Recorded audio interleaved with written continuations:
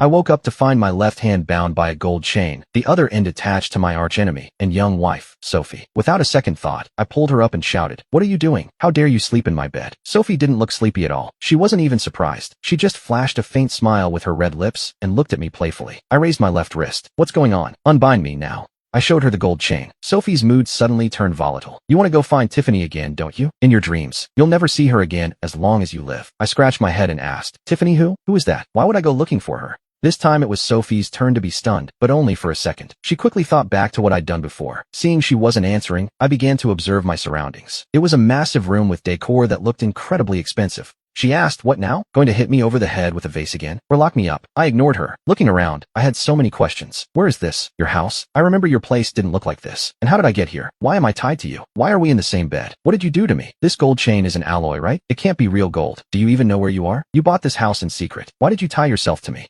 Suddenly, I saw something strange. A line of semi-transparent words appeared out of thin air. "Here we go again. The male lead is faking amnesia to trick the villainous wife." I thought for a second, how long will it last this time? I bet not even a day. The second female lead has definitely figured it out. This is the third time he's pulled this act. She won't believe him anymore. By the way, did Tiffany show up today? No. Bad review. What's so good about the female lead anyway? The text continued. "Can you guys look at our poor villainous wife? Male lead, female lead, villainous wife." I understood every word, but together they sent a chill down my spine. This is absurd. Have I traveled through time? No, that can't be. I am me. And the woman in front of me is my childhood friend, Sophie, the one I always fought with. "You don't remember Tiffany? Then what do you remember?" I didn't answer her question. "Am I married? Are you my wife? How is that possible?" She snapped. "Ethan, if you want a divorce, it's absolutely impossible. I won't let you be with Tiffany. Even if I die, don't even think about it. I'm not even 20 yet. How could I be married? It must be a fake certificate. This marriage isn't legal." "How old are you?" I asked. 19, she replied. Sophie's pupils contracted and her heart skipped a beat. Then she calmed down. "Ethan, I'm not in the mood to waste time with you. Stop acting. You've faked amnesia several times now. Doesn't it get boring? I'm tired of you wasting my time. Stop looking for Tiffany. She doesn't really love you." "Amnesia? I don't have amnesia. Yesterday, I ran the 800 meters at the track meet. I took first place, and while I was showing off in front of you, I sprained my ankle. But looking at things now, it seems I'm missing something." The more Sophie listened, the more her expression shifted. Her eyes bored into me. It was shortly after that track meet that I met Tiffany. If he's really lost his memory, it makes sense that he says he doesn't know her. "You aren't 19, she said. "You're 26. We've been married for 4 years. 4 years? Really? I don't believe it. I'm only 19. Besides, how could I marry you? You used to say that even if every other man on earth died, you wouldn't like me." "I'll believe you this once," she said. "But if I find out you're lying again, next time, it won't just be a chain holding you." I looked at the chain curiously. "Sophie, is this real gold or an alloy?" "It's real, 18-karat gold. Low hardness, so it's still an alloy." What a letdown. Sophie's voice softened slightly. "What do you want to buy? Tell me. I'll buy it for you. You've changed. I used to barely get any pocket money out of you. It's not easy. No matter what you say, your money belongs to your husband. Now you're being generous. So I'm your husband now, huh? How did I end up married to you? Are you crazy, or am I? You aren't tricking me, are you?" Sophie grabbed the marriage certificate from the nightstand and showed it to me. It was authentic, with an embossed seal. I looked at the date. It was from 2022. We got married the year we graduated. The dawn light streamed through the massive windows. Sophie sat in the dining room, her gaze brushing over me almost imperceptibly. The maid, Mary, arrived. "Ethan, breakfast is ready." Sophie watched me, unmoved. While I ate, I shouted toward the kitchen, "Mary, your cooking is incredible." Mary poked her head out. "I'm glad you like it, Ethan. If you like it, eat more." "I love it," I said, stuffing another fried dumpling into my mouth. It had been so long since I'd seen Ethan this happy. But what if it's a lie? In an instant, the tenderness that was almost overflowing was covered in frost. What if Ethan is just lowering my guard so he can run back to Tiffany again? What if I run into her? I'll give him a chance. I'll wait, observe, and judge. This thought was like a poisonous snake coiling around Sophie's heart. She set down her coffee cup. "If Ethan betrays me again, that special iron cage in the basement has been empty for too long. I wouldn't mind putting Ethan back in there." Suddenly I spoke up. "Sophie, I don't remember your family being this rich. This villa isn't cheap. Did you earn this? How much money have you made these past few years?" The old Ethan never asked about my fortune. He never cared about me. Ethan only thought about Tiffany. He only cared about her, only wanted to please her. Sophie took a deep breath. "It's not expensive, only 300 million. My net worth is in the tens of billions now." My eyes went wide. 300 million? And when I heard tens of billions, my eyes nearly popped out of my head. "She's loaded." I put down my chopsticks and looked at her seriously. "You say we're legally married, right? Do you want to split the marital assets?" "Hee hee, your fortune is half mine." That means I'm rich too. I was determined to get my share, but now, wait, this isn't right. Better to go back to the room. Anyway, we're already married. What does it matter if I get undressed? I'm not the one losing out. My smile was radiant, without a hint of force. Sophie saw me so happy and couldn't help but think, could he really have lost his memory this time? Before, even when Ethan faked it, he couldn't hide his disgust for me. It can't be. I have to keep watching. "Ethan, we have a prenup." If we divorce, you leave with nothing. Sophie's words crushed me instantly. I was truly devastated. You don't trust me, Sophie. I didn't expect you to be like this. You've disappointed me. She replied. When we got married, you were the one who proposed it. I proposed it? Why? Am I an idiot? To look righteous. I didn't even want the money. Because the Ethan of that time didn't actually want to marry me. Back then, Ethan only accepted out of heartbreak. He didn't want to marry me. The prenup, Ethan was the one who insisted on signing it. He always told me we were just a fake couple. How do we get married? And who is Tiffany? I kept asking. Just as I asked that, my eyes drifted back to those floating comments. Ethan, Tiffany is your wife. Please, Sophie is his wife. Is it illegal? Besides, Sophie and Ethan are a perfect match. I'll fight anyone who wants the second lead to win. The cheating woman doesn't deserve to be the lead. When he remembers, he'll go back to her. Don't break up the official couple. Okay, from these comments, I get it. Sophie and I are the main pair, and Tiffany is the villainess. But what is she really like? Is she so beautiful I'd die for her? Sophie hesitated for a long time before finally speaking. If Tiffany is your first love, you've been deceiving me for her. All kinds of tricks and lies. Why did you even sign the marriage agreement? I'm such a fool. Sophie, don't look at me like that. Ethan, you woke up with amnesia and now you're insulting yourself. Should I call the family doctor? I shook my head. No need. I'm fine. Sophie caught all my weirdness. It's too strange. Everything Ethan has done today is just too strange. Could it be? Has Ethan secretly contacted Tiffany? What could she have told him? Is this amnesia real? Or is it just a meticulously planned act to make me lower my guard? But everything seems to have returned to the past, to when Ethan didn't love Tiffany. Sophie's eyes dimmed. The suspicions in her heart were growing like tangled vines. Sophie finished her breakfast. She still had work to attend to at the company. Just as she was preparing to leave, I hadn't finished eating yet. Seeing Sophie heading out, I followed her and asked in passing, "Where are you going?" "To work." I nodded and said, "I forgot. What about me? Where do I work?" "You can't go out." I raised my head and asked, "Why? Do you think I'm lying to you?" "Your trust in me is low. I really don't remember these 6 years. I don't even remember who that Tiffany girl is. I don't remember her at all. What else can I do? Since you've forgotten, then stay still at home. Don't go out. Don't even think about escaping. There are bodyguards at the house." "Sophie." With eyes full of disbelief, I said, "The phone. I already agreed not to leave the house. Can you at least give me my entertainment? I'll have someone bring you a new one later." I gave her an okay sign with my hand, smiling. Sophie barely took a step outside before telling the bodyguard, "Keep a close eye on the young master. Don't let him go anywhere or see anyone, especially Tiffany." "Understood." "Yes, Boss Sophie."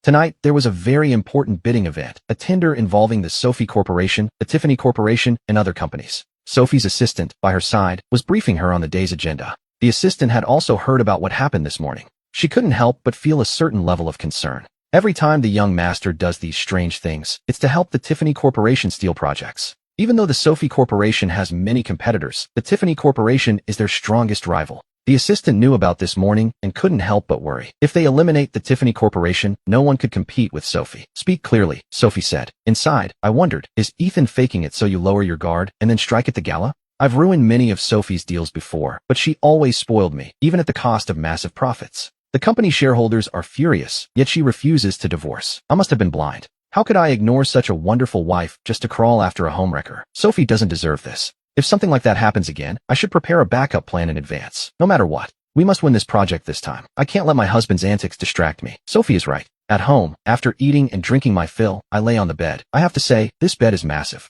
The sheets are pure silk, soft, smooth, and expensive. The mattress is incredibly plush, smart tech, and fully adjustable. I feel like I don't even need to leave this room to go to the lounge. Before, my family and Sophie's were just middle class. We could afford furniture, but definitely not a villa this grand. I still don't get how Sophie got so rich so fast, who achieves this much success this quickly. I see the screen scrolling in real time, but it only shows unimportant things. Just some nonsense without any real substance. So I stopped looking. I hadn't been browsing long when a message popped up on the new phone. "Ethan, today's project is vital. You have to help me hold Sophie back. When I defeat the Sophie Corporation, we'll get married." I was totally baffled. I stared at the screen in the air. Does Tiffany really have the nerve to trick me? The comments say I'll agree because I love her, but I have amnesia now. Who remembers her? They think my amnesia is a trick to fool Sophie. This project is clearly a big deal. Now I understand. The one who sent me the message is that flat, round little homewrecker. I turned over and kept scrolling through my phone. Another 10 minutes passed. Receiving no response at all, Tiffany finally realized something was wrong. She started using sweet talk to get her way, and I got annoyed. I blocked her. Tiffany didn't expect that. Why would I block her? Inside, she wondered, have I been too cold to him lately? Tiffany immediately sent me more sweet words, basically saying everything with those other men was fake. She claimed they were just business relationships, and she only loved me. She said she was making money just to marry me. She insisted this project was only so she could treat me better in the future. I replied directly, "Prove your power with $500,000. Tiffany's face changed instantly. "Ethan, you've changed. You weren't such a materialistic man before. You used to be pure, innocent, beautiful, and kind, like fallen snow. Have you spent too much time with Sophie? She's influenced you. Stay away from her. I'm fighting for our future. Why won't you help me?" I sat there in doubt, muttering to myself. Could I really have liked a woman this self-interested? Did I travel through time, or just lose my memory? Regardless, it's impossible for me to like a woman like her. I had no desire to waste any more time on a fool like her. So I blocked her phone number too, and went back to playing on my phone. On the way to the bidding event, the nanny from the villa called Sophie. Hello, mother. Sophie hadn't even had time to ask the reason for the call. Miss, your husband has been vomiting at home and has severe stomach pain. He was writhing in pain on the floor. Where's the family doctor? I just called him. He's arriving now. Your husband wanted to call an ambulance, but the bodyguards wouldn't allow it. They said they needed your permission. Tell those idiots to call 911 immediately. If anything happens to him, they're all fired. She called emergency services without wasting another second. Sophie hung up and ordered the driver, turn around. Director Sophie, our bidding is about to start, and now your husband's stomach hurts? He pushed her hand away and said he couldn't do anything. She looked at Zoe, the assistant in the front seat. I know what you want to say, but for me, Ethan always comes first. Even if every time the wolf comes it's a lie, next time I will still believe it. Ethan can deceive me 1,000 times, but I can't stop caring even once. I'm not a lucky person. I can't lose Ethan, nor could I bear the pain of losing him. Zoe opened her mouth to insist, but in the end she only replied, yes. The black Rolls-Royce, at the intersection before entering the bidding venue, turned skillfully and went silent. It headed at full speed toward the villa. Sophie took a deep breath. I couldn't help but think that perhaps this was another carefully planned accident. The timing of it all was far too suspicious. Maybe the goal was to stop me from going to the bidding, but I couldn't take the risk. I couldn't gamble. Even if the story of the wolf repeated itself 100 times. On the 101st time, I would still run toward Ethan without hesitation. At that moment, her phone vibrated. It was a message from Mrs. Miller. The ambulance had already arrived and was taking my husband to the hospital. The police were about to enter. Zoe worked her tablet rapidly to manage the postponement of the bidding process. Meanwhile, I stared fixedly out the window. The car braked sharply in front of the hospital's emergency entrance. Almost before the car came to a complete stop, I bolted inside. At the emergency doors, Mrs. Miller and several bodyguards were waiting anxiously. Seeing me, Mrs. Miller said, Miss. My voice was clearly trembling. Is he inside? The doctor was examining him. I walked to the glass and saw only moving shadows. I clenched my fist, forcing myself to stay calm. I turned toward the bodyguard standing to the side with his head down, the one who blocked the ambulance call. My voice wasn't loud, but it was cold as ice. A heavily built bodyguard took a timid step forward. He stammered, It's just that the master ordered before that if your husband wanted to use the emergency contact or request a vehicle to leave, he first had to. What I need is for you to guarantee his absolute safety, not let him suffer in pain. I interrupted, eyes full of suppressed rage. If something really happens to him, which of you could take responsibility? The bodyguards remained silent, not daring to talk back. At that moment, the emergency door opened. A doctor came out, and I approached him immediately. How is my husband? Acute gastroenteritis. The patient is too thin. He usually eats very little, and this time he ate far too much. All at once, overloading his stomach. It caused severe spasms and vomiting, but he's medicated now and the pain has subsided. He's under observation within 4. There's no major problem, so don't worry. My heart, which had been hanging by a thread, finally settled heavily in my chest. An overwhelming weakness washed over me, followed by clarity. Sophie let out a long sigh. Thank you, doctor. Can I go in to see him now? Yes, but the patient needs to rest. Please, keep it quiet. Sophie nodded and gently pushed the door open. On the hospital bed, I lay with my eyes closed, my face still pale, and 4 needle in the back of my hand. The clear liquid dripped slowly, drop by drop. Hearing footsteps, my eyelashes fluttered. I opened my eyes, and seeing it was her, a flash of something fast and complex crossed my gaze. Surprise, or perhaps something more. Then it was covered by a layer of weakness. Didn't you have an important meeting? My voice sounded hoarse. An almost imperceptible light flickered in Sophie's eyes. She asked softly, How did you know? She suspected that I might have called her on purpose just to pull her away from the bidding process. She had already prepared for this. Even if she wasn't there, her subordinates aren't fools. I started to cry. She came running like a dog being whistled for. I want to see her beg. I want to see her plead for forgiveness. I had planned to tell Sophie everything because, in my current memory, she's the only familiar person. I got a message today telling me to keep you here, something about an important meeting. Sophie, you have to believe me. I've lost my memory. Even if we don't get along, I wouldn't side with others against you. I don't even know them. Even if I did, I wouldn't ruin your career like that. Sophie was moved by my words. She wished it could be like this forever. She reached for my phone. And before, I would have been nervous. But this time, I just unlocked my phone and handed it to her. And then, she saw the messages asking for a reconciliation. And the sweet words sent by Daniel. Her gaze darkened once again. After reading the messages, it was just as I said. I hadn't accepted. And coming to the hospital was pure coincidence. Couldn't she see my 26-year-old self was too thin? I thought about eating more to recover. But who knew I'd be this fragile now? It had been a long time since Sophie heard me talk so much and with such detail. I wanted to tell her even the most insignificant trifles. It seemed I had truly forgotten Daniel, and in my eyes, she could see herself again. Sophie stayed at the hospital taking care of me while I received the 4. Outside, the night was dark as ink, and in the hallway, one could occasionally hear the silent footsteps of the nurses. The liquid from the dropper fell at a constant rhythm, as if measuring time. I was lying in the cold hospital bed. My face was still somewhat pale, but my eyes shone with intensity, as if anxious to recover a fragment of a forgotten past from the fog. I asked a lot, everything about those 6 years, everything I had forgotten about Sophie. At first, she only responded briefly and even tried to change the subject. For her, those 6 years were countless silences of unspoken words, watching my back as I walked away towards someone else. They were in envy and helplessness buried deep in her heart, almost devouring it. They were the most unpleasant 6 years between us. She didn't want to mention them, not a single word, but every time she was about to sink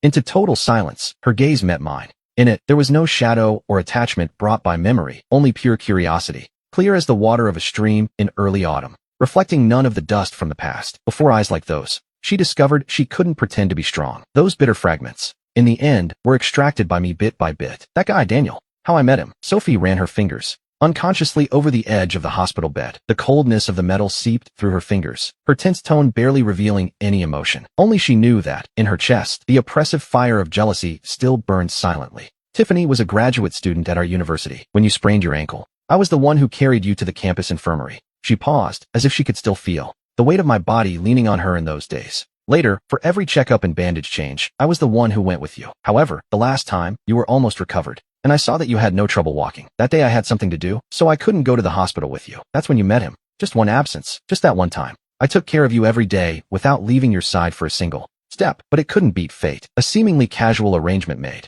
me fall in love at first sight with another woman. Even now it feels like a small thorn stuck in the softest part of my heart. And then, as if I were listening to a story that had nothing to do with me, you started having secrets from then on. Every day you were sneaking around, distracted. My project was in a key phase. I worked day and night without stopping. When I finally had the time and energy to look for you, you came to tell me that you were going to declare your love to Tiffany. The hospital room fell silent for a moment. Only the faint hum of the machines could be heard. So, how did we end up getting married? Frowning slowly, I asked again what had been on my mind since I woke up at dawn. The thing that puzzles me most was circling my mind. Later, you discovered that Tiffany wasn't just flirting with you, but more importantly, she already had a fiancé arranged by her family. Furious, you married me on a sudden impulse. Back then you looked like an abandoned puppy, and out of pity, I accepted. I felt like it didn't matter who I married, but when I saw your expression, it was clear you were hurting. I didn't know how to handle that kind of rejection, the kind that feels like a machine learning your every weakness. I felt just as sad as you did, because in this story, I was just a side character. The female lead fell in love at first sight. Childhood love never wins against a newcomer.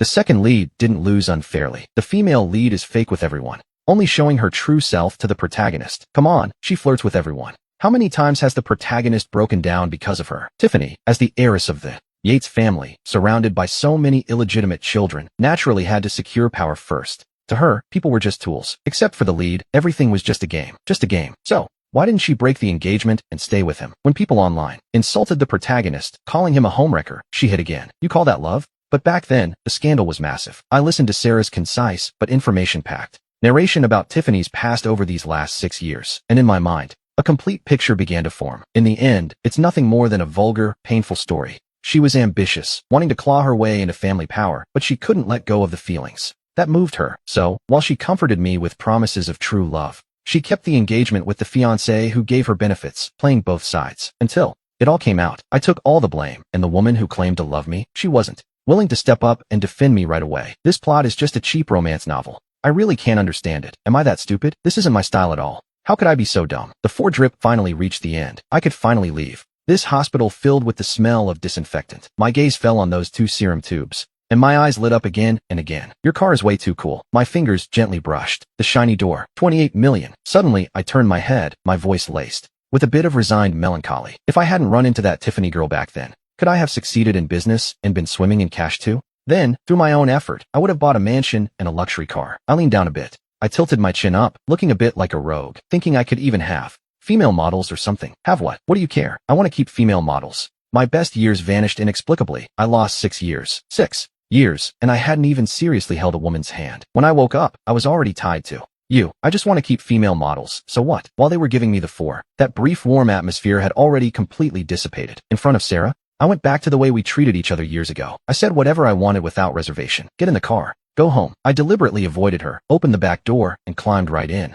I treated her like my personal chauffeur. Sarah saw me acting so childish and lively, and a familiar feeling washed over her. Her red lips curled into an involuntary smile. She opened the back door and tried to pull me out. I rarely saw Sarah act so playful. so I followed her lead. I let her tuck me into the passenger seat. Do you really think I'm your driver? Being this young master's driver is a privilege. You should be secretly thrilled. Sarah said nothing else and pulled me along in silence. Like a shadow, we headed to the Miller mansion. When we arrived, I lagged behind. I let Sarah drag me along like a child. The servants waiting at the entrance of the Miller mansion had never seen the young miss and her husband so intimate before. They always looked at each other coldly or argued heatedly, but today their faces had changed. One complained while the other smiled. It seemed the relationship of this young couple was finally showing signs of thawing. Sarah led me by the arm through the hallway and straight into the master bedroom. She made me sit on the bed while she blushed. This unexpected tenderness left me stunned for a moment, and I blurted out, "You've changed quite a bit. Are you going to say I'm old again?" "Don't forget we're the same age, and you're actually a week older than me. So what you're saying now is that you're indirectly calling me old." "No, Sarah told me I was old." "No, Sarah told me I was old." "No." Sarah turned toward the closet with a slight smile on her lips. "Go take a shower first. We're going to sleep together." My thoughts drifted immediately, imagining what would happen after the shower. What could occur? I asked cautiously. "Yes, and I'll put the chain on you so you don't escape at midnight. This is illegal imprisonment." "I'm going to call the police." "Go ahead, call them. We're legally married. I'll just tell the police it's a little role play between a couple. Do you think they'll interfere?" "Sarah, you're a shameless woman. When I came out of the bathroom, I was only wearing pajamas." Sarah, for some reason, felt awkward. So she got up and went into the bathroom too. Right at that moment, the phone screen sitting outside lit up. "Director Sarah, the project bidding results are out. We won." The message was from Ryan. Sarah dried off quickly after her shower and opened the bathroom door. But the bedroom was empty. I was nowhere to be seen. Sarah held her breath, as if she had suddenly fallen into an ice pit. Did Adam leave me again? Did he disappear from my world once more? With an almost imperceptible tremble, she got no answer. A bad feeling nearly choked her. "Adam, someone come here. Everyone go find my husband, right now." Just then, with a soft click, at the end of the hallway, the guest room door cracked open. "Stop shouting." My face showed clear annoyance at the interruption, my tone very sharp. "Are you summoning spirits at this hour? Won't you let people sleep?" Seeing me, Sarah calmed down. Seeing her almost hysterical with worry, I felt a sudden pang of guilt in my heart. Before the journey, when I sprained my ankle, Sarah helped me get to the school infirmary, while she wouldn't stop scolding me. "Adam, for showing off. Now you deserve it." She kept repeating, "You've sprained your ankle. Keep showing off, and be careful not to sprain the other one." Before she finished speaking, I intentionally shook my leg, and she fell. Immediately. At 20, Sarah had a sharp tongue, but every time I returned to school, I had any problem, she always appeared instantly, even for the most unimportant things. Sarah at 26 was too cold to me, but she still took care of me. Now my mind is young. I'm not the same age as her, so I speak without hesitation. "Are you in love with me?" It wasn't a question. I didn't have a shred of doubt. My tone was far too confident. Sarah stopped suddenly. "In love with you? No way. Come to the room with me. Don't stay here." The comments exploded again. I quickly scanned through those arguing comments. I didn't get any useful information, and I wasn't in the mood to investigate. Sarah was already standing in front of me. "Are you walking back on your own? Or do I find someone to carry you?" Her gaze was cold. It wasn't a negotiation, but a notification. I looked away, feeling a bit guilty. "I'm staying in the guest room. I'm not running away. I'm not interested in you. How thin are you?" I checked myself unconsciously. Yes, I was skinny. Sickly hands. I caught a fleeting flash of pain in her eyes, as if by hurting me, she had also hurt herself. "So, why do you insist on tying me down? I know too much has happened these years. The way you treat me has to do with all that, with my lost memories, right? Before we married, you were entangled with Annie. You drove yourself into a state that was neither human nor ghost. After we married, I gave you freedom at first. The first time you saw her, you came back and went on a 3-day hunger strike demanding a divorce. I didn't agree, but I didn't forbid you either. I didn't forbid you from seeing her. I feared for the baby. I protected you in secret. The next time I saw you, you were crying at the front door telling me that Annie and her fiancé were going to get engaged. You hurt yourself for her several times. I forgot to mention that. She has a fiancé now. Even so, she keeps you hooked, using your influence to steal many projects from us, feeding off you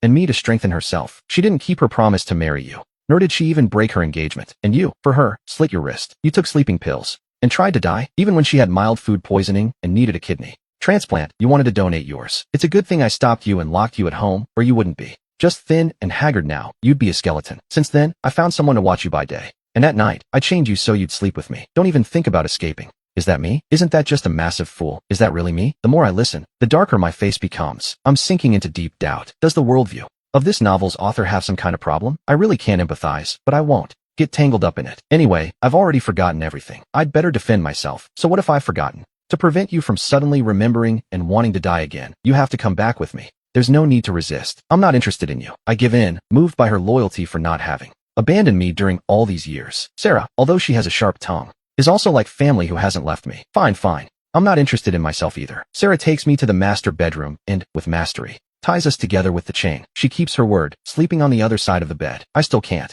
Sleep. Sarah, the bed is very comfortable. Sarah, tired from the day and startled twice. Only tells me, go to sleep quickly. The next morning, a faint rustling sound stands out. In the silent room, I move first, very carefully, but the cold contact of the metal seeps into the edge of my consciousness. What is that noise? I don't have class in the morning. Can you let me sleep? I frown, instinctively burying my face in the pillow. Get up first, eat breakfast. A woman's voice. Do I want to sleep? With eyes closed, my sleepy mind struggles to function. What woman is here in the morning? Then, memory fragments suddenly snap together. As if burned, I sit up abruptly. Do you have a good memory? Do you still remember there's no class? I don't answer, sitting on the bed, plunged into deeper shock and reflection. Events from 6 years ago feel like yesterday. But this woman before me, and the subtle differences in my body, silently tell me that 6 years have truly passed. This isn't normal. Not normal at all. It's an erasure. How is it that the oldest facts remain, but only the middle is lost? Those 6 long years, a stranger thought, more like science fiction, arises uncontrollably. Have I traveled through time? Go down for breakfast. Eat light today. Don't end up in the hospital again. I hum a response.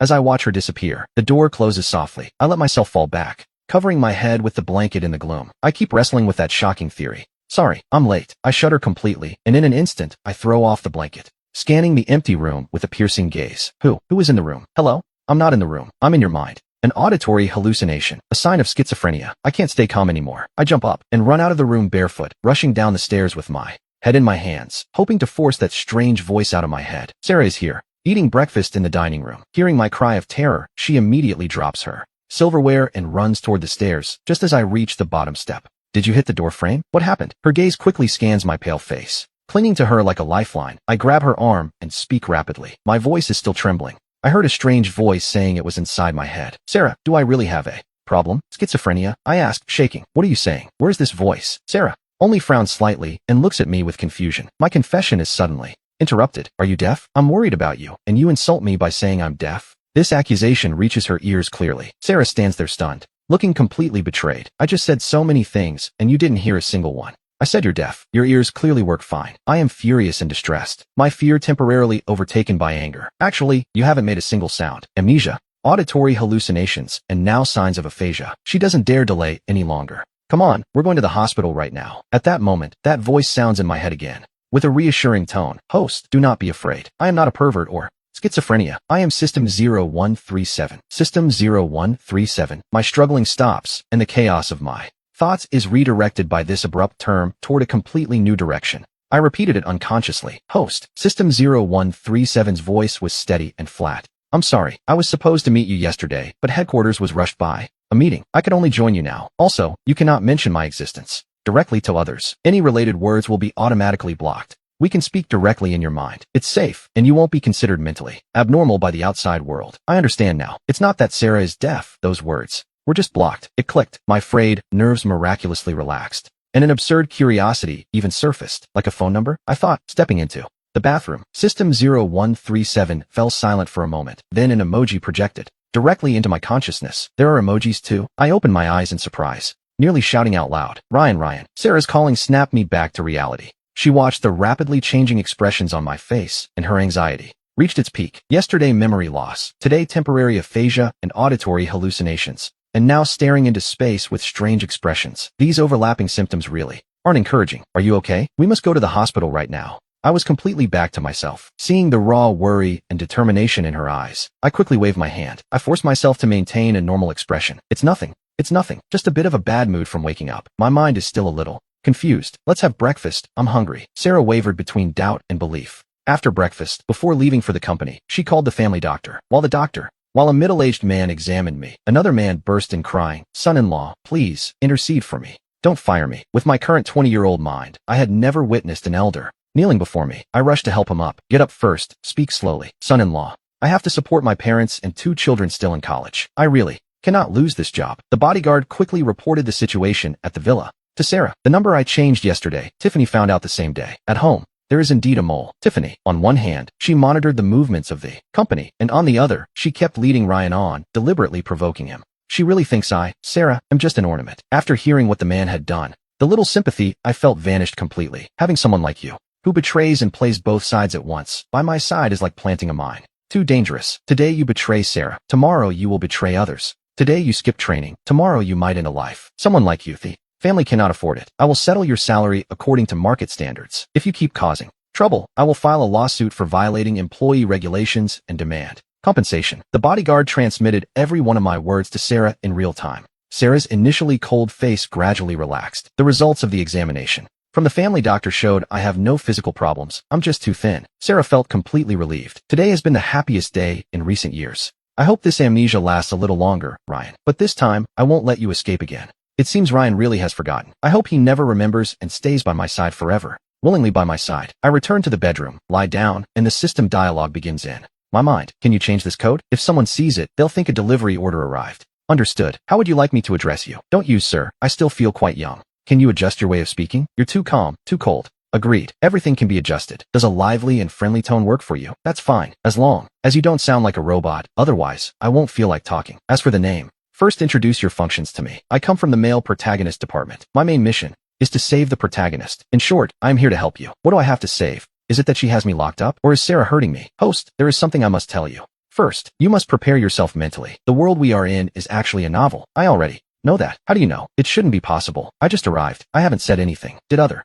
characters tell you, and you believe them? That doesn't make sense either. Is there something you want to say? I can see the floating comments. Is this a bug in your system? It was an oversight. Yesterday, as soon as I arrived, I was called to a meeting, and I accidentally activated the comment function. So you already understand this world through the comments? No. What's wrong with you? What's the matter? Exactly. The comments all day long are just playing poker or arguing. There isn't much useful information. I only know I'm a love-struck protagonist. Sarah is the second female lead and antagonist, and there's a female lead addicted to cheating. And don't talk about yourself like that. The protagonist must be confident and strong. This world was born because of the second female lead. The female lead and the second female lead really deserve to be harshly criticized. Are you sure I'm the center of the world? Then why do the resources, contacts, and benefits all go to the female lead? I'm so skinny now. Even I despise my own bones. This is a very old novel. Back then, physical and psychological suffering was the style. Family ruin. But now that style is no longer in fashion. The novel world has gone through countless cycles, but in the last few, this little world has drifted off course, especially last time. The second female lead turned dark and murdered the protagonist. In the end, you locked yourself up voluntarily. Everyone else deviated, and the second female lead turned dark. The main characters died, and the world restarted. And in this cycle, the second female lead's path of action has shown anomalies again. Wait, what did you just say? I died. Am I not the male protagonist? How did I die? Who is the center of this world? Is the female lead the author's biological daughter? And the male lead is adopted? Why do I have to die? Is it mandatory? Before I die, I'll at least take that old Sophie with me. Bam. System 0137 detects an anomaly. Alert. Host, calm down. We, the system, are here to help you reach a happy ending by correcting the original plot. If it's about me having a beautiful ending with Sophie, then I'd rather go stab her right now. Who is that ending fooling? Who likes a woman like that? Spending a whole life with someone like her? Calm down. The entire male protagonist department is on high alert, and besides, the old ways are out of style. You can decide your own ending. You can choose to make the second female lead the main one. Or I could follow a solo protagonist path without a partner. That sounds much better. I hope for a happy and fulfilling ending. I'll name you Angel. What do you think? Agreed. Host, our goal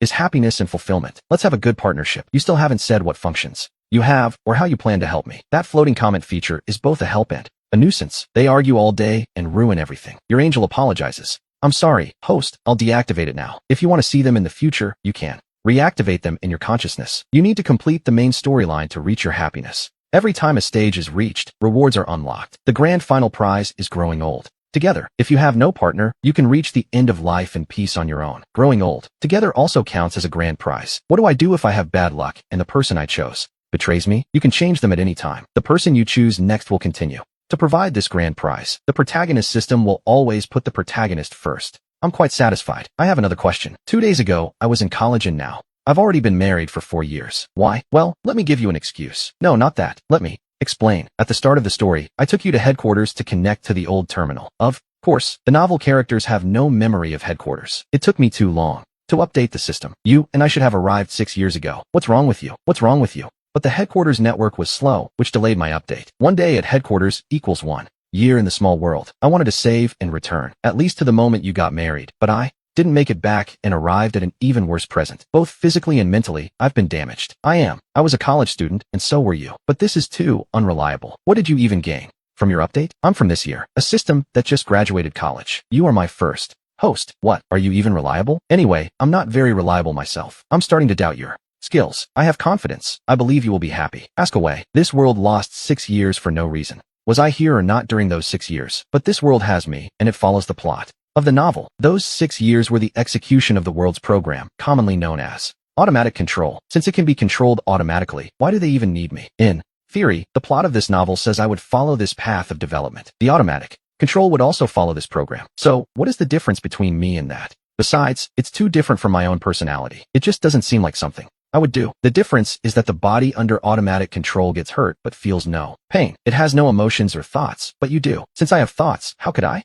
do something so stupid? That's not me, definitely not me. Others follow the script, and then they're done. You are different. Neither the beginning nor the end is controlled by the plot. You can live however you want. Only the middle part is the plot. The person who was manipulated isn't me at all. It's just a puppet on strings, living by a script written by others, not doing what I want. That version of me in the plot and the real me are two completely different people. His thoughts, his way of acting is something I can't understand or reproduce. It makes me do stupid things over and over. Again, once is fine. You can't be that stupid every time. It's normal for you to think the one in the script isn't you. The one bound by the plot isn't the real you. Only the way you live by following your heart is the real you. Anyway, I won't admit those 6 years were mine, too. Ridiculous. I could never do something like that. By the way, what's your skill? My skill is rewinding time 3 times. Now you're back 6 years. We start the mission from 6 years ago. Time rewind. It can only be short term. Well, let's save this skill for now. What is the reward for this stage of the main mission? You say this is the main character, meaning besides the main mission, there are also side missions, right? The reward is a mystery box. What's inside? I don't know either. Side missions are assigned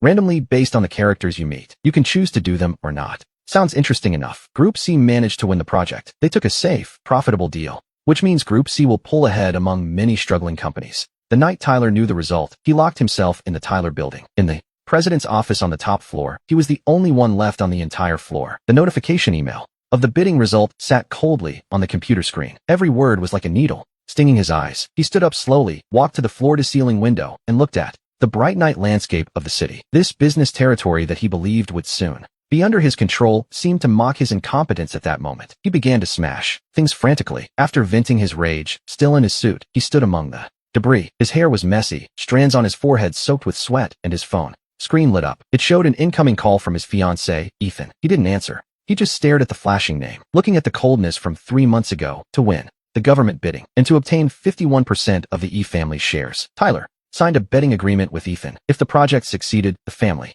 would distribute 15% of the shares. If it failed, he would buy them back in 3 years with 20% annual interest, using his own 8% of original shares as collateral. He also made a military promise to his father, Marcus. Although Marcus was retired from the front lines, he held the real power, and he only valued ability, not family ties. He already had many children, plus illegitimate ones. This time, Tyler's defeat completely shook his position. That morning, Tyler struggled to pull himself together. Trying to regain momentum, he contacted several small and medium-sized tech companies he had cooperated with before, and he began to push some stimulating projects, hoping to regain his father's trust with short-term results. At noon, the call from Ethan's father and his partner arrived as expected. After an exchange of pressure and threats, he hung up. Tyler's smile, which had stayed fixed at Marcus's house, returned to Marcus's house. The smile on Tyler's face vanished instantly. His gaze was chilling. A few seconds later, the phone was thrown forcefully onto the office desk. Old fox, everyone wants to trample me right now. Sophie became even busier for having won the government project, but no matter how busy she was, she immediately checked the messages the bodyguard sent every hour about my situation at home. I had already gone 3 hours without leaving the room. Sophie has always been very attentive to me. Restless, she felt something was wrong. When the boy is quiet, he's surely up to something. She ordered the bodyguard to knock on the door, go to the mansion, and see what the young master is doing. Young master, are you there? I'm playing. What's wrong? The young master is playing. Nothing is wrong. Hearing that I was fine, Sophie calmed down. In the following days, Sophie worked at the company during the day, and I stayed home playing. During that time, if I wanted to go out, Sophie always refused. At night, the two of us were tied by a chain. Sophie sat on the bed, lying at the ends of the large bed, a meter apart. The only uncomfortable thing was that, to gain weight fast, I ate several times a day, and also before sleeping. At night, when I went to the bathroom, I woke Sophie up. Waking up in the middle of the night made her sleep worse. Over time, rumors spread secretly at Sophie's company that I was driving their lady president crazy. Tyler wanted to regain his father's trust, so he busied himself collaborating with small companies. Regarding him insulting me at the bidding and slandering me, Sophie felt very sad. It bothered her a lot at first, but she thought that in the end he had listened to her and held Sophie back, preventing her from entering the game. She believed he still had her in his heart, that he was just in a bad mood. Pity his subordinates were useless. Even though Sophie didn't go, the project was lost. Later she heard he had entered the hospital to help him, and she took time to send me a message out of concern. I didn't respond. She believed I had been deprived of my freedom, and that's why I lost contact. So she sent several text messages to my old phone number and sent me a message about my son, to use them as evidence later. I had traveled to this world half a month ago already. The initial novelty had worn off with these days of confinement. Every day when I opened my eyes, I saw this luxurious and cold bedroom. I watched short videos about the lives of others, sliding my finger. I scrolled until my joints ached. I lay back on the bed, tossed the phone aside, and called for the system. System, can we activate the main and side missions? I don't see a single soul here. Locked up all day playing games. I'm getting bored. Host, what if we sneak out? If I leave, it wouldn't be like the original plot. In the original story, Sophie locks me up. I try to escape, then Tyler injures me, and Sophie captures me again. I'm so weak I could die halfway there. You're right. First, recover your health. Health is the foundation. Whatever the mission, you need to be in good physical shape.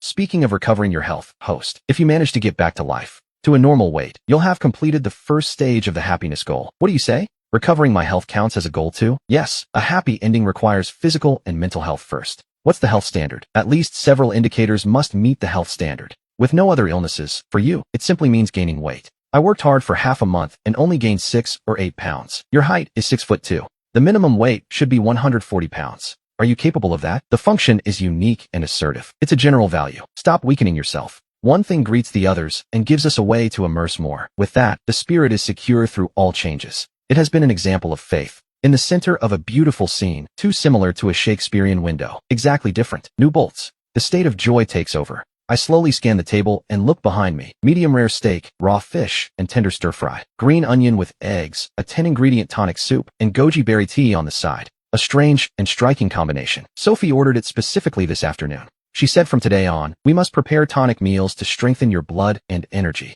Sophie is attentive. Her lips tighten as she looks at me, but I'm focused on the food. I eat with one hand holding a steaming oyster shell and the other stabbing a piece of beef. I shove it into my mouth. Sophie closes her eyes for a moment and asks the maid to leave. Only the soft clinking of silverware remains in the dining room. I reach for the soup. It's especially tasty. I burp without any restraint. Sophie just watches me eat. There's only appreciation for the food in my eyes, no hidden meaning. She feels her earlier suspicion was presumptuous. She picks up her chopsticks with a natural expression and begins to eat. She eats fast. There's so much food. If you don't eat, I'll finish it all myself. I serve myself a full bowl of soup, determined to carry out my weight gain plan. Sophie watches me devour it. I'm eating at full speed, making her eyelids twitch again. The maid mentions I shouldn't eat so much. Be careful not to overeat. Remember last time you ended up in the hospital? It won't happen. I'm happily calculating how many ounces I'll gain while monitoring my intake in real time. Under the pressure of the system, I know what I'm doing and take another piece of green onion. Sophie sees me eating with such an appetite that she starts eating more too. Night falls deeply. She lies in bed just a few feet away from me. Her body temperature is higher than usual. Her emotions are secretly stirred. Lately, my behavior is so much like it was years ago. It doesn't seem like I'm acting on purpose. This change feels real. This lack of familiarity and total indifference couldn't be faked so sincerely for this long. Sophie's thoughts involuntarily fly back to when we were 20, back to those youthful times. Those feelings, once extinguished and withered, have revived now that I've lost my memory. Silently, her restless heart begins to burn with passion again, but I couldn't guess her inner struggles. At first, I resisted sharing a room with her and sleeping in the same space. After half a month of living together, I convinced myself she only wanted to keep me from strangers. She was just protecting my safety. Aside from that, she seemed to have no other intentions. A week passed like this. Since I ate so much every day, I had gained significant weight. My arms and legs, once somewhat thin, now had a layer of flesh. One morning, I stepped on the scale. I watched the needle stop firmly at 110 pounds and couldn't contain a smile. I looked at myself from every angle in the mirror, but Sophie, watching my progress, felt a fire rising.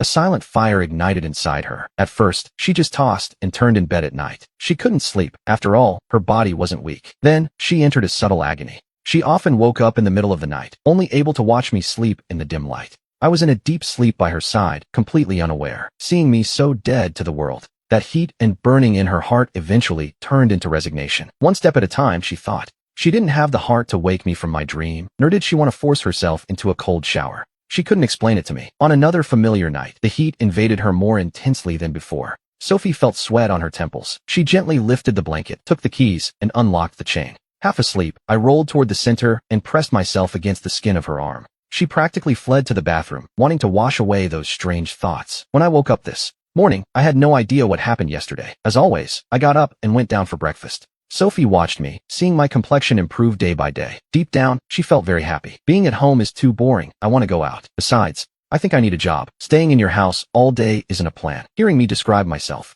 that way, Sophie couldn't help but laugh. Ryan is still the same as ever when he gets firm. He even insults himself. I know you don't want me to leave, but I'm getting moldy. At home, I'm no longer the Ryan who lived and died for a woman. I'm the 20-year-old Ryan. I want to strive and improve, to be positive and radiant. I want to have a job, any job. If I don't know how to do something, I can learn. I don't want to keep being supported by you at home. I feel like a dog or a cat, not a person. You are incredible. I love this real version of you. Without a doubt, the you tied to the plot wasn't the real you. Look how the comments praise you. I want to be the master of my own life. I don't need to be excellent, but I do need the right to decide for myself, to do what I want. Right now, what I want is to work and integrate into society. Fine, she said. But first, let's learn a few things. We'll read them together. No, you're wrong. They are more than just words on a page. I already know my songs. This is my world, hidden away, and in the end, I have to save you again. It just occurred to me in the previous cycle. The one Chloe spoke of before, the one who killed her and then left with me. To be honest, I really don't think Sophie could like me. After all, our relationship is normal now. While having breakfast, we can easily discuss things. In the first 20 years of our lives, this happened. Often, we couldn't speak 2 sentences without arguing, and after arguing, we'd make up. It's hard for me to imagine why she made that decision. Is Sophie just like Chloe? Sick? Does someone have to die for her to realize her feelings and repent? Oh, I get it now. I'll be your assistant then. When the black car stopped firmly in front of the door of the Smith Corporation, the employees coming and going unconsciously slowed their pace. When the car door opened, their boss stepped out first, the cold, serene president who lit up the whole place. Every gaze immediately locked onto me. Standing by her side, Sophie, as if not noticing the concentrated stares around her, took my hand and headed for the executive elevator. Immediately, barely contained whispers erupted. Several bold employees quickly pulled out their phones, and in the Smith Corporation's top-tier gossip group, they started sending messages nonstop. What's happening? The boss brought an especially handsome man with her. That Ryan, the one who was always hysterical in my memories, with his eyes set only on Chloe. For Sophie to bring him to the company, he stared as the executive elevator door opened. Again, Sophie walked out first, followed by me. The top-floor employees straightened up. Instantly, come to my office. Yes, Miss Smith. The assistant focused instantly and followed us. Good morning. Miss Smith, Mr. Ryan, what orders do you have? Before Sophie could speak, he was already very excited. With an out-of-place excitement, please help me assign a workspace. Starting today, I'm going to work here. Am I having auditory hallucinations? How is it possible that I heard that? Mr. Ryan, the one who always causes trouble for the company, said he's coming to work? This is like a nightmare. He looked instinctively at her, searching for confirmation with his eyes. She nodded almost imperceptibly. Set up a desk in my office. He'll start with simple tasks to get adjusted. I don't want to sit outside with everyone. Do as I say, and fast. My request wasn't accepted, but it wasn't unexpected either. To escape, you'll never be able to leave the house again, not even a single step. Just as I walked out, I met dozens of eyes that hadn't had time to look away completely, filled with curiosity. Our gazes crossed in the air. The atmosphere became subtle and awkward, but on the contrary, I felt I had found my group. A big smile spread instantly across my face as I approached proactively, and my voice was clear and bright. Hello, everyone. Hello, hello. From now on, I've joined the team. I stood there with a friendly energy, ignoring the confusion that was clearly visible on their faces. I wanted to make a good impression, without any strings attached, and without acting like a boss. I intended to do a lot of work and keep things professional in this careful work zone. I looked around at the office layout, noticing the busy atmosphere and the focused employees. Sophie herself took my hand, showing a side of her that was quite unusual for the office. More people were becoming curious about this new rhythm today, and though I had much to say, I kept it brief. We are childhood friends and also former classmates. Ah, I see. Everyone suddenly understood. So they're childhood friends. Who on earth is this guy? The assistant arrived with the logistics staff, bringing new desks and computer equipment, and approached us. Seeing me surrounded in the middle, the assistant stopped and spoke in a respectful tone. Ryan, why aren't you in the director's office? The name Ryan was like a stone thrown into a calm lake, sending massive ripples through everyone's hearts. The place fell instantly silent. The legendary Ryan, who has a terrible relationship with director Sophie. Indeed, the only man who can appear beside Sophie. It could only be Ryan. I don't understand Miss Sophie's character at all. What they didn't know was that behind the one-way glass of the president's office, Sophie stood in silence. Her gaze pierced through the glass and fixed firmly on me. Her eyes overflowing with complex, indecipherable emotions, scrutiny, evaluation, and a hint of suppressed possessiveness. Lately, Ryan is so obedient, even showing the energy he had at 20. It's almost too perfect. Could it be a clever disguise? I have to find a crack as soon as possible. I need to tear off Ryan's mask. But inside, I wish with all my heart that all of this was real. I wish time would stop here. I wish Ryan would always be like this, the one who smiles at me. The one who argues with me and then just laughs foolishly after a joke. That Ryan. The assistant moved quickly and soon set up my station. A workspace and a brand new computer. Complete office supplies. Everything I needed. I had my own territory. I looked extraordinarily focused. I spent the whole morning sitting at the computer, sometimes frowning in thought. Sometimes I'd hit the keys, incredibly serious. Wait, what does this report mean? What do these numbers represent? How do I adjust the format of this document? Why does it look so ugly? School never taught this. I have no idea what I'm doing. This PPT template is way too basic. The colors are horrible. I'll just do it myself. Self-reliance is key. First, I secretly search on my phone for the things I really don't understand. I urgently call Toby to guide me from the outside. I stumbled through the whole day, but I stayed focused on the project and finished several basic tasks. Sophie printed out the documents I handed in. She pointed her pen at several spots. The logic doesn't add up here, and this data citation is wrong. And the format doesn't meet company standards. I leaned in to look while she spoke. She pointed and explained everything on the paper, her voice soft and patient. Without realizing it, I followed her train of thought, watching her modify and adjust, learning her logic for solving problems. Outside, the window began to glow with the colors of twilight. The 5 o'clock bell rang right on time. I had been completely concentrated until that moment. Suddenly, it was like I was injected with life. My eyes lit up. Time to leave. I quickly saved the file and shut down the computer in one fluid motion. I cheered and jumped up to bolt out. Ryan, don't you want my corrections anymore? I'll change them tomorrow. Labor law says it's time to go. I ran out of the office, leaving behind a crowd of workers staring at me with silent envy. Who doesn't want to leave on time? But my freedom was short-lived. The director gave special instructions. I can't leave the company alone. Go back and finish modifying the file before you leave. It's time to go now. Overtime pays triple. As an employee, leaving before the boss. In any other company, you'd have been fired by now. I gripped my phone, looked back at the tall elevator, and walked back inside with my head down. The light on the top floor turned back on just for me. Leaving work. I hate overtime. I followed Sophie into the elevator. This time, it was much quieter. Sophie drove me back to the residence. The night was already deep. Mrs. Liu already had dinner ready, 6 steaming dishes and a soup on the table. It felt like home. We ate in silence. I sat still for a while, itching to kill some time in the gaming abyss. Sophie went into the study to handle official business. Shortly after, her phone vibrated. Come out for a drink. I heard you took your brother-in-law to the company today. What happened? I'm not going. Nothing special. Don't lie to me. You two actually got along all day? No fighting or cold shoulders. That's rarer than the sun rising in the west. Good thing he lost his memory. Sophie is he's not a bother. She replied briefly and stopped paying attention. An hour later, the doorbell rang. Mrs. Wang opened the door and saw Grace smiling at the entrance. She changed her shoes naturally. Sophie, I've arrived at your house. Grace sent a message to Sophie, who was upstairs. Where's the brother-in-law? You're persistent.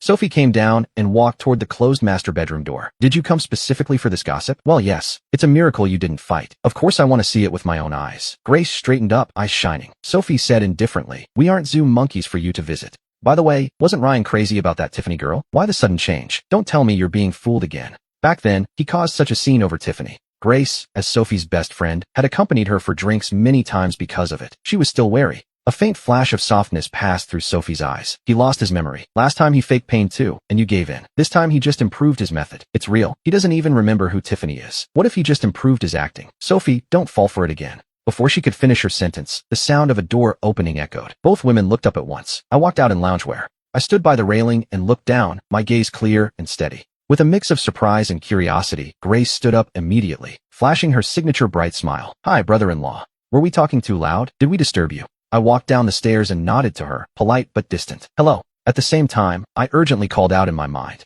System, who is this person? That's Grace. A close friend Sophie met during her startup days. Their bond is solid. She's the only one who can speak frankly to Sophie. Suddenly, I met Grace's inquisitive gaze. I just came down for water. Carry on. I walked to the kitchen fridge and grabbed 2 bottles of mineral water. She had just smiled at me. And she greeted me. Before, every time she saw me, she'd give me the cold shoulder. It seems he really did lose his memory. 80% of his memories stop at age 20. He forgot the people and things from before. That's great. What a relief. We have to celebrate. Come on, let's go out for drinks. My treat. Sophie hesitated for a moment. All right, let's go. Are you reporting in already, Sophie? You're really falling for him. Sophie ignored her. She walked toward the master bedroom door and knocked gently. My slightly confused voice came from inside. She opened the door. I was sitting cross-legged on the sofa. My fingers were sliding rapidly across the phone screen. The battle looked intense. The light from the screen cast a shadow of deep concentration on my face. It was as if I were completely immersed in my own world. Marcus, I'm going out for a few drinks with Grace. My eyes were still glued to the screen. Sophie, I'm not restricting you. She stood there, frozen like a statue. The moment she finished speaking, my body tensed almost imperceptibly. That sentence was like a fine needle, piercing my heart. I wanted to say something, but the words got stuck in my throat. It finally turned into a bitter silence. In the end, I said nothing. I just looked at her deeply, then gently closed the door. In the bar, the lights were dim and blurry, the low-frequency bass thumping against my eardrums. I didn't say a word. I downed 2 glasses of strong liquor in a row. Drink slowly. What are you doing? What's bothering you right now? As I raised the 3rd glass to my lips, I tilted my head back and drained it. Shouldn't I keep her locked up like this? You're protecting her. Before, as soon as you let her go, she would run straight to Anthony and cause so much trouble. Every time, you had to clean up the mess. Now that he lost his memory and the situation is uncertain, you have to be careful. What if it happens again? He doesn't like being locked up by me, and he doesn't like me. I swirled the glass. Isn't it clear? But at least now he's calm. I finally have some peace. Bit by bit, love can't be rushed. I acted as if I hadn't heard and poured myself another drink. Sophie shook her head. Until that night, she would be my drinking companion without fail. Our 2 attractive faces had already drawn many looks. Before long, a man with an upright build approached with a glass in his hand and sat in the empty seat next to me. 2 beauties. This is no time for talking. Want a drink with me? Sorry, my friend is married. Can't she make friends? This lady is in a bad mood. Let's talk for a bit. I'm married. The man's smile froze for a moment. His meaningful gaze swept over my ringless fingers. You're not wearing a ring. Seeing you in a bad mood. Did you have a fight with your husband? If I may say, sometimes you just need to relax. Maybe your husband is out having fun somewhere else right now. Besides, you took off your wedding ring, didn't you? Why take it so seriously? Life is short. Isn't it better to enjoy the moment? At that moment, I was on a call with my gaming teammates. I stayed quiet in front of a couple across from me, having nonstop fun. Suddenly, without warning, I sneezed loudly. Who's thinking about me? I rubbed my nose and muttered something. The temperature around Sophie suddenly dropped to 0. The man was driven away by the sharp look in her eyes and fled in a hurry. Grace sighed in relief, but then she saw Sophie looking down, staring fixedly at her own right hand, at her ring finger. Empty. Was my marriage to Marcus fake from the very beginning? Marcus never loved me before, and he still doesn't love me now. That realization burns my insides more than any strong liquor. Sophie stopped talking and just downed glass after glass. Grace felt very uncomfortable watching her, but she didn't know how to comfort her. A very drunk Sophie finally resigned herself to calling her driver to send this lady back home first, safe and sound. The night was deep when the driver helped Sophie out of the car. The night breeze blew and seemed to clear her mind for an instant, but her steps were still shaky. She pushed away the hand that Grace offered for support and staggered into the mansion, heading up the stairs. Step by step, Grace saw she was no longer needed and went home quietly. In front of the door to the bedroom, Sophie stopped, leaning against the cold wall, and clumsily straightened the hem of her skirt. After doing so, she took a deep breath and grabbed the cold doorknob. Honey, I'm giving you this elimination. From inside the door, my excited voice drifted out, leaking with abnormal clarity through the cracked opening and piercing her ears. Sophie's hand instantly went rigid on the knob. All her blood seemed to freeze in an instant, and in the next second, it rushed to her head like a roar. The malicious words that man at the bar had suggested became the most cruel prophecy, fulfilling itself in the most ironic way. So Marcus hasn't lost his memory after all. He's been lying to me this whole time with those seemingly tender gestures, carefully weaving a massive lie. It turns out that when I'm not looking, Marcus still maintains daily contact that is so intimate and close. Such an intimate nickname. Years ago, in my dreams, I called Marcus countless times, hoping that one day Marcus would call me that too. But Marcus never called me that, not even once. Yet he has called another woman that thousands of times. Sophie's jealousy fermented with the alcohol. The drunkenness that had faded slightly was now mixed with overflowing rage and the humiliation of being deceived. It welled up in her eyes like a torrent, devouring the last vestige of her reason instantly. She shoved the door open. The warm, soft light of the room spilled out, forming a sharp contrast with the gloom of the hallway. I was half reclined on the bed with headphones on, sliding my fingers quickly across the screen. Obviously startled by the sudden crash, I jerked my head up. On my face, there was still the slight, relaxed smile from interacting with my teammates. Sophie stood there, her cheeks flushed an unnatural red, and in her eyes was a desolation and despair that I had never seen before. Her usual cold and dignified poise had completely vanished, like a deeply wounded fawn. She stared at me with trembling lips and finally let out a question through her sobs. Marcus, are you lying to me? You never lost your memory. Baffled, I sat up straight. Lying to you? I've never lied to you. You're not lying? She stepped in, step by step, and each strike of her heels on the floor felt like treading on knives. Then who is she? That sweetheart you just called out. I understand now. You've been faking it all along. Faking amnesia, faking being good, faking your dependence on me, while secretly staying in touch with her. I realized what she meant and couldn't help but laugh through my tears. I held up my phone. You mean this? It's a guy? I just got a pentakill and shouted, well done, to celebrate. What on earth are you imagining? Sophie's footsteps stopped suddenly. Her drunkenness dissipated mostly and the fire in her eyes slowly died out, turning into pure bewilderment. She stared fixedly at the screen of my phone showing the game interface, then looked at my innocent face as the flush on her cheeks vanished instantly. She turned pale. I softened my tone. Sophie, I know what you fear. You fear I'll remember Sarah, that person who used to be disguised in the life of a man who wasn't. Me. I was a puppet controlled by a script. My memory now stops at 20 years old. I only remember we were rivals since we were kids, arguing all the time. She turned her face away. Her shoulders trembled slightly. She refused to look at me, but she didn't refute me either. I got out of bed and walked toward her. That person who was willing to die for Sarah wasn't me. I was a puppet controlled by a script. My memory now stops at 20 years old. I remember that during the sports meet, I ran first and twisted my ankle, and you were the one who took me to the infirmary. You insulted me the whole way, but you held my arm without daring to squeeze too hard. I remember you used to be tough-talking but soft-hearted. When I ran out of pocket money, you complained with words but immediately shoved cash into my hand. I remember you said that even if every man in the world died, you wouldn't like me. That was just anger. I reached out and wiped her tears away gently, with movements that were clumsy but sincere. In these 2 weeks, I've seen it. With your words, you bound me with a golden chain. You're afraid I'll escape, afraid I'll get hurt, but you give me the best life. For me, you gave up an important bid, even though you knew I might be faking. You always ran to me. Sophie, you aren't the villain. You're the silliest and most protective person in this world. She suddenly raised her head, hot tears falling onto the back of my hand. Are you really never going to look for Sarah again? Why would I look for her? A woman who kept me hanging, used me, and trampled over me and the company, just to climb the ladder, and never even gave me a sincere word? I'd have to be crazy to get tangled up again. The man from before wasn't me. Now I am myself. I'm only moving away from human trash. System, you're incredible. It won't untie. I ignored the system and gently took Sophie's hand, leading her to the edge of the bed to sit her down. For what happened before, I apologize on behalf of that other me. She made you suffer 6 years of grievances. She made you sleep restlessly every time you saw me in bed at night. She made you feel like you could only keep me through confinement, even though you truly loved me. She failed you. But I promise that from today on, I won't let Sophie shed another single tear. Sophie threw herself into my arms and hugged my waist tightly, burying her face in the crook of my neck. The sadness suppressed for 6 years finally exploded. She cried like a little girl. I patted her back gently, my heart full of tenderness. This so-called confinement by Sophie was never control, but redemption. If it hadn't been for her hands, which never let go of me, that version of me controlled by the plot would have already died in those repeated acts of self-harm and despair. She protected my life in the clumsiest and most stubborn way. Don't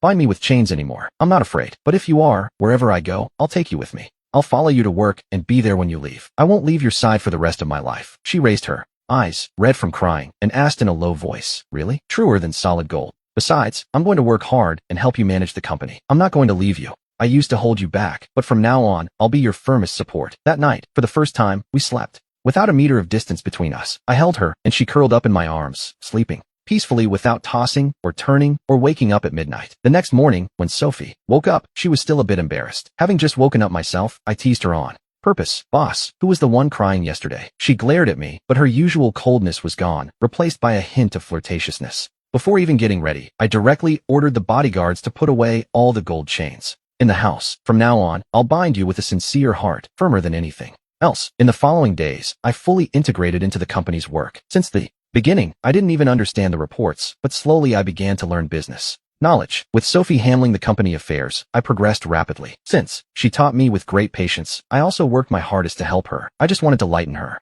burden so she wouldn't have to bear everything alone. Meanwhile, Sarah finally paid the price for her greed and selfishness. The government bidding project failed. Not only did she fail to get her family's support, but she incurred a massive debt, and her original shares were mortgaged. Her father, who always valued interests over feelings, saw her complete downfall and stripped her of all rights in the company. He promoted his other children instead, and Sarah was eliminated halfway through the game. Her former glory vanished completely. In the end, she could only leave the city quietly, without the power to cause any more trouble. When I heard the news, I just smiled with indifference. Heaven always gives what is deserved. She built her own ending step by step. She has no one else to blame. When I returned to the family residence for the new year, they saw me sitting on the sofa next to Sophie, peeling a tangerine for her while she leaned on my shoulder reading documents. There was an air of peace and harmony. That night, I almost spat out my tea. My God, Ryan, you've changed completely. Before, you only had eyes for Sarah. Now, your eyes are full of our Sophie. Good. You've finally woken up. Sophie gently nudged me, but she had a smile on her lips. Don't talk nonsense. I took Sophie's hand and said seriously,